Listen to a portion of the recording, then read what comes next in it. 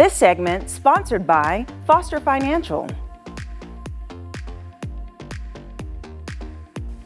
Welcome to Women's Wealth Wednesday, where we provide you with interesting information that is useful to your finances and your investments. And joining me today is Caleb Doane, the Vice President of Foster Financial. Good morning. Good morning. How's it going? It's going well. How are you doing? Good. Okay, Caleb. The end of the year is approaching, and of course, people have to get their finances in order to meet deadlines by the end of the year and also prepare for the first quarter. And so today we're going to talk about Qualified Charitable Distributions. So what is that?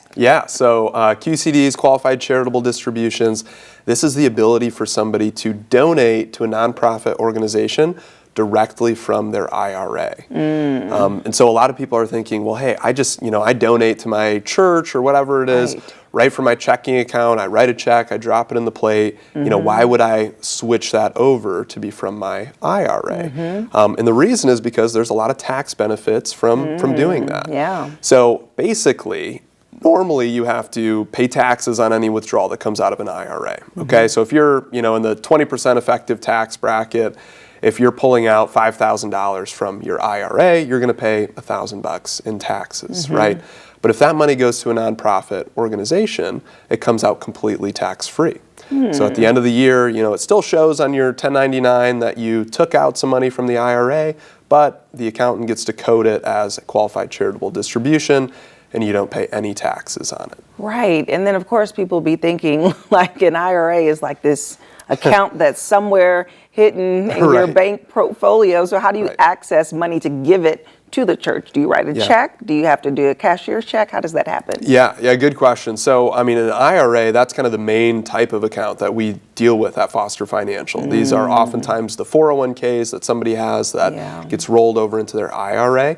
And we invest in, stock market positions inside the IRA, but we also keep a cash balance in that account too. So we can give somebody a checkbook to their IRA and say, hey, how much do you think you're going to write to charities over the course of the year? And then we keep a bit of a cash balance in there, and they write that check against that cash balance. This is especially important when people hit RMD age. So that required minimum distributions. Yeah, there you go. Hey, we're learning on here, When you're RMD age, the government starts forcing you to take money out of that IRA, and normally you have to pay taxes when it comes out. And so somebody might be in a situation where, they normally donate about $5,000 a year, and they really don't have to pull any money out of their IRA because they're living off a pension or Social Security. Their IRA just sits out there and grows in the market. Well, at some point, the government might say, hey, you actually need to pull out $5,000 this year from that account. And so if they didn't do QCDs, they'd be donating $5,000 from their checking account with their bank like they normally do. And then the government would say, you need to pull out $5,000 and pay taxes on it by the end of the year. So they would do that, they'd pay the taxes. Well, instead of doing that, if they would have just done the QCD right from the IRA, it satisfies your required minimum distribution. At the same time. Interesting. Okay, so what age? Who's the qualifier for this? So QCDs are 70 and a half. We love our half ages, of course, with the IRS.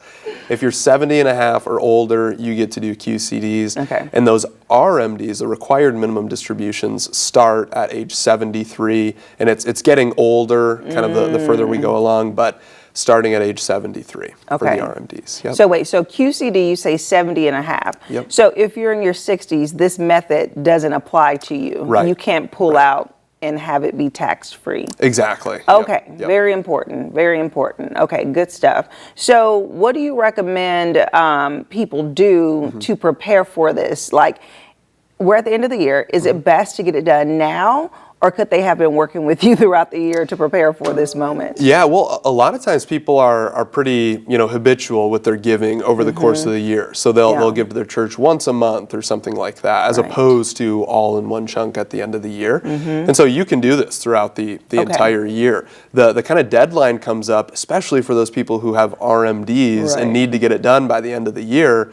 they say, oh man, how do I get this out without having to pay taxes on it? Right. And the QCDs can be a really good way to do that. So, that's one thing that we keep track of for all of our clients. Oh, nice. Okay. We'll keep track of the RMD, make sure they hit that by the end of the year, and we'll also send them a tax letter around tax time to say, hey, give this to your CPA. It'll list out all the different checks that you wrote to charities from the IRA so that the CPA knows, all right, don't charge taxes on these. Make sure I code these as a qualified charitable distribution. Right. Okay.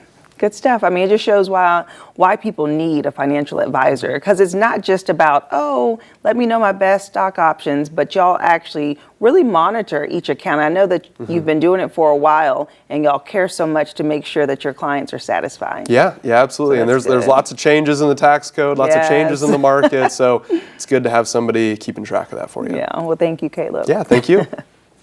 And if you would like more information about Foster Financial, we'll have their phone number listed below. You can give them a call and have them help you with your financial needs. And I'll see you after the break.